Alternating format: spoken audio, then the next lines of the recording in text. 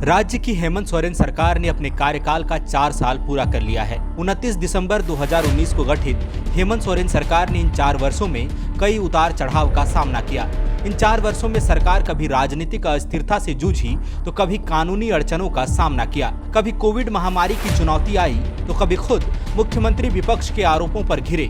हालांकि हर बार सरकार चुनौतियों से उबरने में कामयाब रही। अब जबकि राज्य की महागठबंधन सरकार अपने 4 साल पूरे कर रही है तो इसका मूल्यांकन होगा, और जब मूल्यांकन होगा तो कई मोर्चों पर होगा। बताने का प्रयास करेंगे कि इन 4 वर्षों में सरकार ने कहां उपलब्धियां हासिल की और किस मोर्चे पर विफल साबित हुई।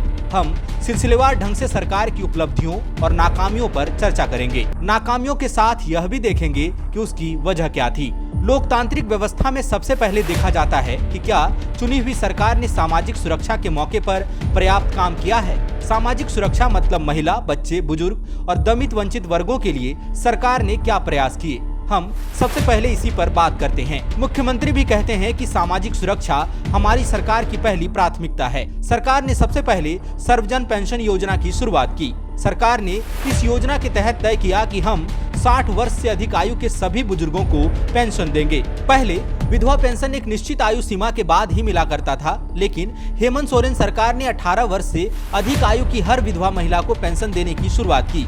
वहीं इस योजना के तहत 5 वर्ष से अधिक आयु के सभी दिव्यांगों को पेंशन मिलता है। मुख्यमंत्री गांव के विकास से राज्य की प्रगति को जोड़ते हैं। ग्रामीण अर्थव्यवस्था में महिलाओं की भागीदारी आमतौर पर नगण्य रही है। हालांकि वे कृषि कार्यों में हाथ बटाती रही हैं, लेकिन उसे श्रम के रूप में कभी नहीं देखा गया।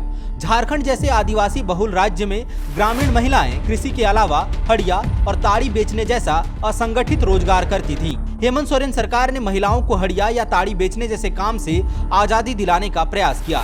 फूलो झानो और दीदी बाड़ी योजना की शुरुआत की। JSLPS के जरिए उन्हें कर्ज उपलब्ध कराया और स्वरोजगार के लिए प्रेरित किया। ग्रामीण अर्थव्यवस्था में महिलाओं की बढ़ती भागीदारी का सर्वोत्तम उदाहरण पलाश ब्रांड है, जहां स्वदेशी तकनीक से कई उत्पाद बनाए जाते हैं। महिलाओं के सामाजिक आर्थिक उत्थान के लिए सावित्रीबाई फुले किशोरी समृद्धि योजना की शुरुआत की गई, जिसमें स्कूली शिक्षा हासिल कर रही लड़कियों को सरकार आर्थिक सहायता दे रही है। 10वीं क्लास तक इस योजना के तहत मदद की जाती है। सरकार ने इस योजना के जरिए सुनिश्चित किया कि बाल विवाह और लड़कियों का स्कूल ड्रॉप आउट रुके। महिला सशक्तिकरण के लिए उठाए गए इन कदमों की सराहना होनी चाहिए, लेकिन महिला सुरक्षा के मोर्चे पर सरकार को आलोचनाओं का सामना करना पड़ा है। दुमका में अंकिता हत्याकांड और साहिबगंज में रेबिका पहाड़िन हत्याकांड पर हेमंत सोरेन सरकार बुरी तरह से घिरी।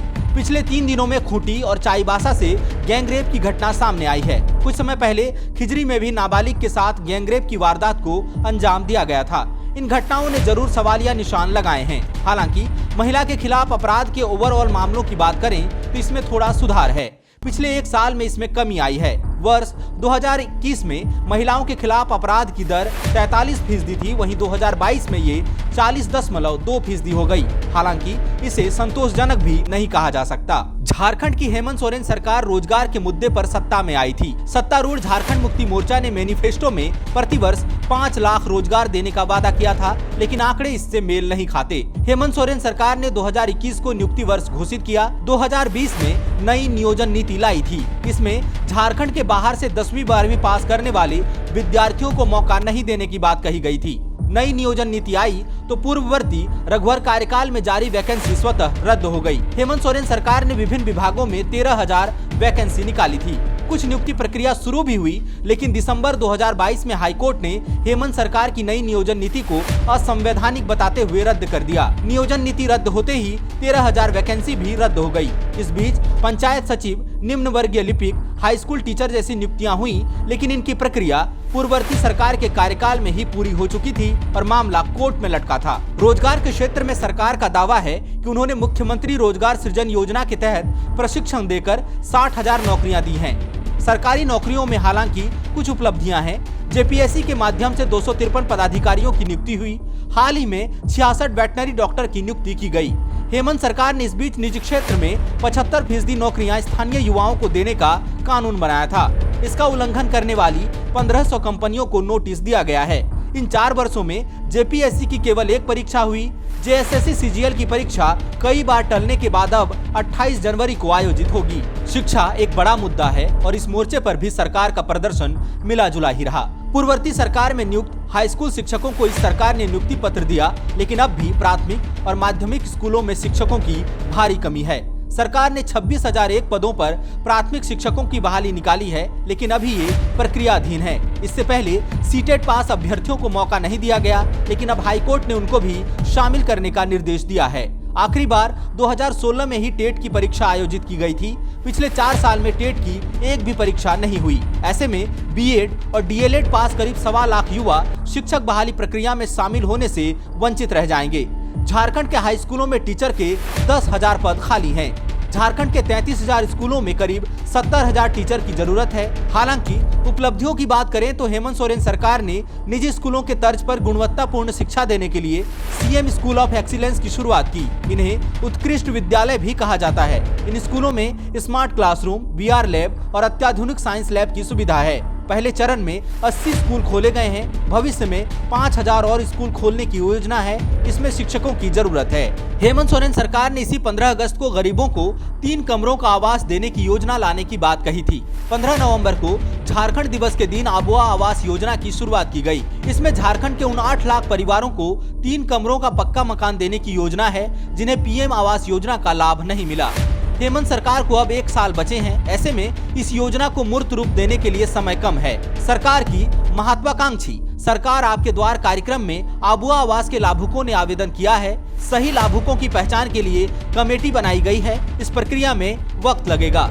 शुरुआती चरण में 15,000 करोड़ रुपए खर्च करने की योजना है। इस बीच हेल्थ के क्षेत्र में भी बहुत काम करने की आवश्यकता है। अस्पतालों में पर्याप्त डॉक्टर हो, सरकार को यह सुनिश्चित करना होगा।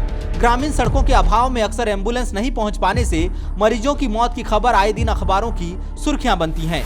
झारखंड में सरकारी डॉक्टर के 3,370 पद स्वीकृत हैं, लेकिन इसमें 50% पद खाली हैं। समस्या ये है कि नियुक्तियां निकाली जाती हैं तो आवेदक नहीं मिलते। रिम्स में 100 सीनियर रेजिडेंट डॉक्टर की भर्ती के लिए विज्ञापन जारी हुआ, लेकिन केवल 33 डॉक्टर ही मिले। दरअसल केवल 58 आवेदक ही इंटरव्यू के लिए पहुंचे थे। सितंबर में भी नॉन टीचिंग स्पेशलिस्ट डॉक्टरों के 771 पदों पर भर्ती के लिए इंटरव्यू होना था। केवल 226 लोग ही इंटरव्यू में शामिल हुए। शिक्षा, स्वास्थ्य, रोजगार, महिला सुरक्षा और सामाजिक सुरक्षा के मुद्दे पर पिछले 4 साल में हेमंत सोरेन सरकार का कार्यकाल मिला जुला रहा।